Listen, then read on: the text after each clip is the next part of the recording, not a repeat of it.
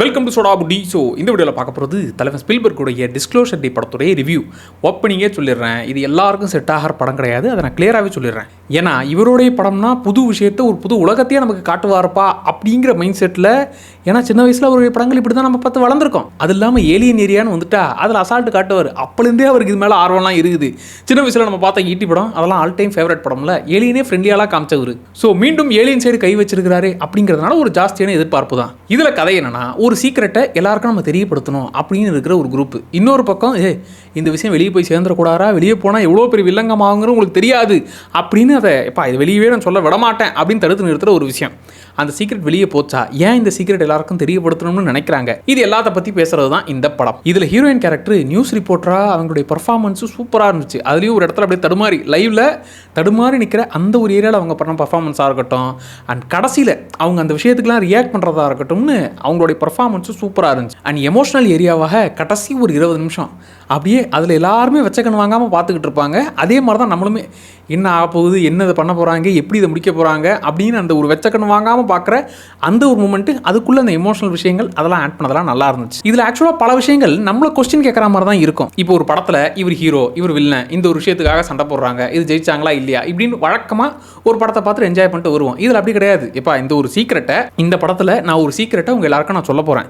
இது படத்தில் அவங்க எல்லாரையும் கேள்வி கேட்குற மாதிரி நமக்குமே கேள்வி கேட்குற மாதிரி தான் இருக்கும். இப்போ இந்த ஒரு விஷயத்தை நீ தெரிஞ்சுக்கிட்டா எப்படி நீ ரியாக்ட் பண்ணுவேன், இந்த ஏலியனுங்கிற விஷயம் இதெல்லாம் இருக்குது அப்படிங்கிற விஷயத்தை நான் உங்களுக்கு சொன்னால், இது உண்மையாக இருக்குன்னு நான் உங்களுக்கு சொன்னால் நீ அதை எப்படி ஏற்றுப்ப இப்படின்னு கொஸ்டின் பண்ணுற மாதிரி தான் இந்த படமே இருக்கும். ஸோ அதனால தான் நான் ஸ்டார்டிங்கே சொன்னேன் எல்லாருக்கும் செட் ஆகிற படம்னு. ஏன்னா எதிர்பார்ப்பு ஏலியன் இறங்கி வந்து ஒன்று சட்டம் செஞ்சுது, சேசிங் என்ன, அது என்ன, இது என்ன, ஏலியனுடைய பவர்ஸ்லாம் என்ன தெரியுமா இப்படிங்கிற மோடில் எதிர்பார்த்து வந்தீங்கன்னா அதெல்லாம் எதுவுமே இருக்காது. கடமைக்கேன்னு ஒரு 2 சேசிங் ஃபைட் சீக்வன்ஸு அவ்வளோதான் இருக்கும்.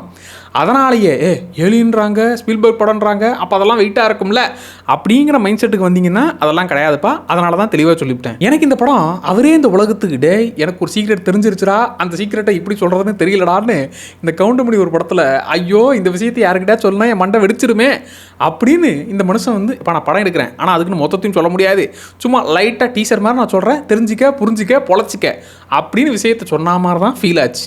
ஏலியனை இவர் ஃப்ரெண்ட்லியாகவே காமிச்சிட்டார். ஏன்னா ஏலியனுக்குனே ஒரு டெம்ப்ளேட்லாம் வச்சுருந்தாங்க, அது வந்து உலகத்தை ஆக்கிரமிக்கும், உலகத்தை அழிச்சிரும் இப்படிங்கிற அந்த மோடில் போகும்போது அந்த டெம்ப்ளேட்லாம் உடச்சி ஏலியனே என் ஃப்ரெண்டாக இருக்கக்கூடாதா அப்படின்னு அந்த ஏரியாவில் டச் பண்ணிட்டாரா.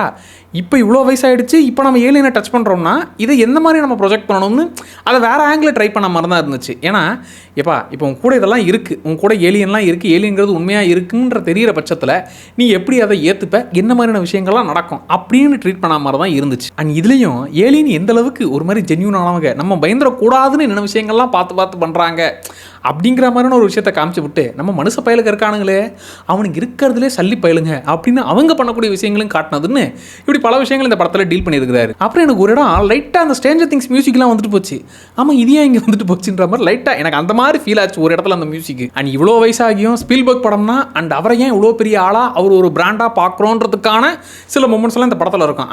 இதுதான்டா ஸ்பீல்பர்க் அப்படின்னு காட்டக்கூடிய சில மொமெண்ட்ஸுமே இருக்குது. சரி, இதில் இருக்கிற சில நெகட்டிவ்ஸாக என்னென்னா, இப்போ அந்த ஏலியன்ஸோடைய பவர் என்னன்னு கொஞ்சம் அவங்கள பற்றின விஷயங்கள்லாம் தெரியப்படுத்துகிற மாதிரி விஷயங்கள்லாம் சொல்லுவாங்க.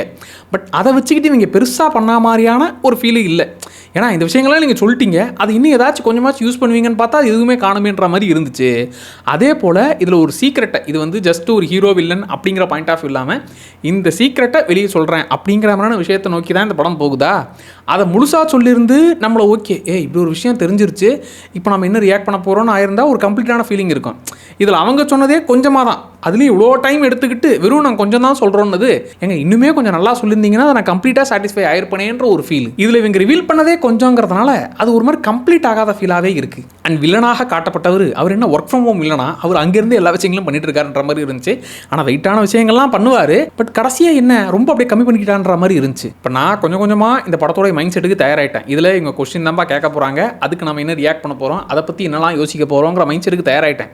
அதை இன்னும் கிளியராக சொல்லியிருந்தா ஓகே இந்த விஷயங்களை கிளியர் பண்ணிவிட்டாரு, இந்த மாதிரியான ஒரு தாட் ப்ராசஸை ஏற்றி விட்டாரு, இப்போ இதை பற்றி நான் நிறைய யோசிக்க போகிறேன்ற ஒரு கம்ப்ளீட் சாட்டிஸ்ஃபேக்ஷன் இருந்திருக்கும். அந்த விஷயம் வந்து கொஞ்சம் கம்மியாக தான் இருந்துச்சு. ஆனால் ஒன்று, இதை பார்த்து முடிச்சதுக்கப்புறம் இந்த ஏரியா 51 இந்த விஷயங்களை சுற்றி பல கான்ஸ்பிரசி தியரிஸ்லாம் ஓடிச்சுல, அதை பற்றி கொஞ்சம் தெரிஞ்சுக்கலாம் போலையே, இந்த மனுஷன் உண்மையாக தான் பல விஷயங்களை ரிவீல் பண்ணுறாரு போலேன்ற மாதிரி இருந்துச்சு.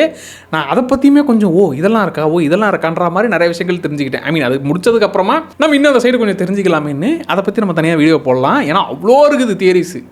அதை மனுஷன் லைட்டாக இந்த மனுஷன் அந்த ஏரியாவுக்கு போயிட்டு வந்து தான் ஸ்கிரிப்ட் பண்ணாரன்ற மாதிரி ஃபீல் ஆச்சு.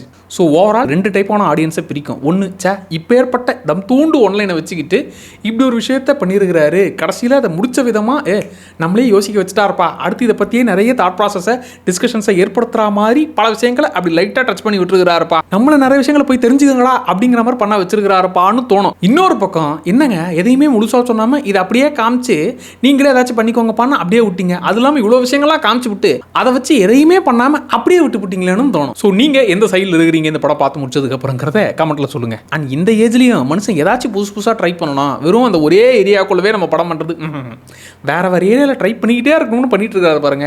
ஆல்வேஸ் அந்த மனுஷன் ஒரு இன்ஸ்பிரேஷன் தான். என்ன கேட்டிங்கன்னா இது ஒரு நல்ல படம், ஆனால் அவருடைய பெஸ்ட் படமான்னு கேட்டிங்கன்னா அவருடைய பெஸ்ட் படங்கள்லாம் அங்கே இருக்குது, அந்த ஏரியாக்குள்ள இது வராது. பட் இது ஒரு நல்ல படம். இது என்னுடைய ஒப்பீனியன். உங்களுடைய ஒப்பீனியன் இந்த படம் பார்த்து முடிச்சதும் உங்களுக்கு என்ன மாதிரியான விஷயங்கள்லாம் தோணுச்சுங்கிறத கமெண்ட்ல சொல்லுங்க, அதை நானும் தெரிஞ்சுக்கிறேன். மறக்காம சோடா அப்படி சேனலை சப்ஸ்கிரைப் பண்ணிக்கோங்க. Tata bye.